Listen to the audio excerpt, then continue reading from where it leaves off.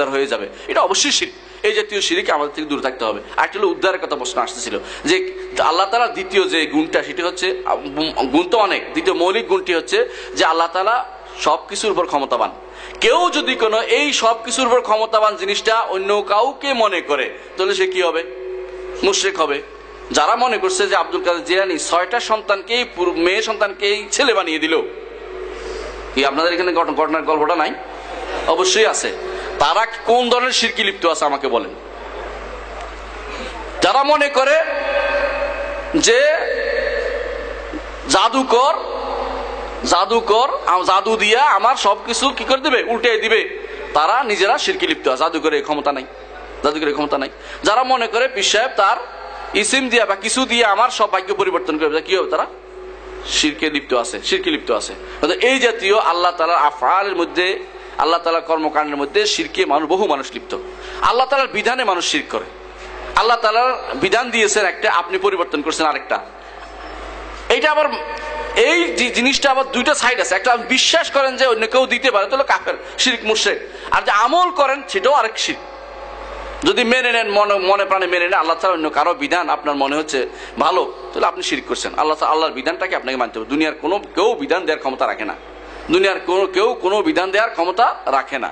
সেই বিধান যদি আপনি মেনে নেন যেটা আল্লাহর বিধানের মতোই, তাহলে অবশ্যই সেটা আপনি মেনে নেওয়ার কারণে সেটা আরেক শিরক করলেন। তাহলে এই জাতীয় শিরকগুলো আমাদের সমাজে প্রচুর পরিমাণ প্রচলিত আছে। আমার মনে উদাহরণ দিয়ে শেষ করতে পারবো না।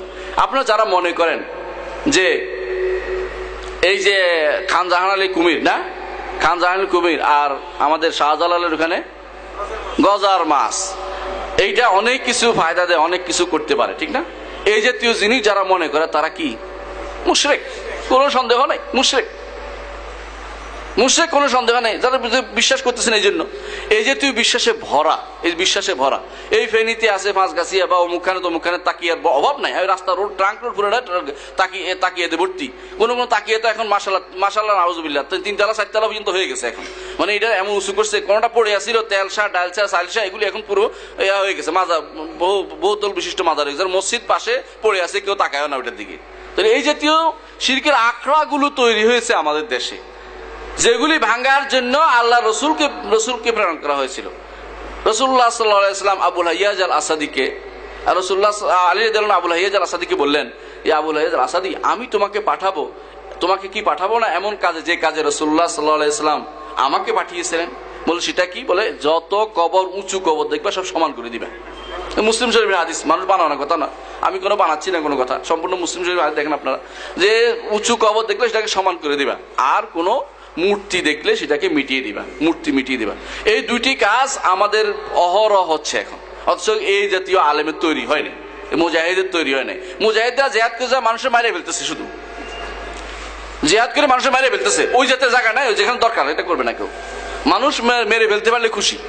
মানুষ মারার জিহাদ কেন হয়? শিরক বিদআতের বিরুদ্ধে কোনো কথা হয় না, মানুষ মারার জিহাদ শুরু হয়ে গেছে। এই জিহাদ দিনে বুঝে না, এরা কিসের জিহাদ করবে? আগে দিন বুঝতে হবে, তারপর জিহাদ। সহি আকীদাই জানে না, আকীদা থেকে জিহাদ। আকীদা শুরু করতে রাসূল 13টি বছর আকীদার দাওয়াত দিয়েছেন, পরেও দিয়েছেন 13টি, শুধু আকীদার দাওয়াত 13টি বছর। সেই আকীদার দাওয়াতে আমরা দেই না, শুধু আমলের দাওয়াত দিয়ে চলে যাচ্ছি। এত তাড়াতাড়ি রাষ্ট্র কায়েম হবে না যতক্ষণ পর্যন্ত আকীদা মনের ভিতরে না আসে। মনের ভিতরে আগে সহি আকীদার রাষ্ট্রটা কায়েম। এগুলো যখন হচ্ছে, আপনি বলেন যে শিরক নয় তো কি? এই জাতীয় শিরকি লিপ্ত আমার দেশের 80% মানুষ।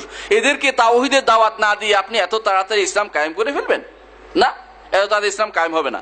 এই তাওহীদ অবশ্যই আমাদেরকে প্রতিষ্ঠা করতে হবে, এই শিরক থেকে মুক্ত রাখতেই হবে। এগুলি হচ্ছে বড়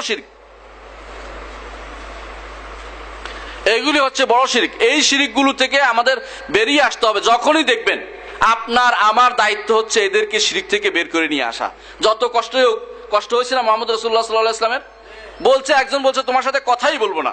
3 ভাইয়ের কাছে গেছিলেন তিনি তায়েফে, তোমার সাথে কথাই বলবো না। আরেকজন বলছে তোমার যদি ভালো হইতা, তোমার কওমের লোকেরা মানে নাই কেন? তোমার কওমের লোকেরা মানে নাই কেন? মানে এক একজনে এক এক ওসিলা দিয়ে ওনার কথা শুনে নাই। দুনিয়ার আপনি ভালো কথা বলতেছেন, আপনাকে কত ওসিলা দিবে। আপনি যদি ভালো হন, আমার হুজুরে কি করছে? হুজুর কি কম জানে নাকি?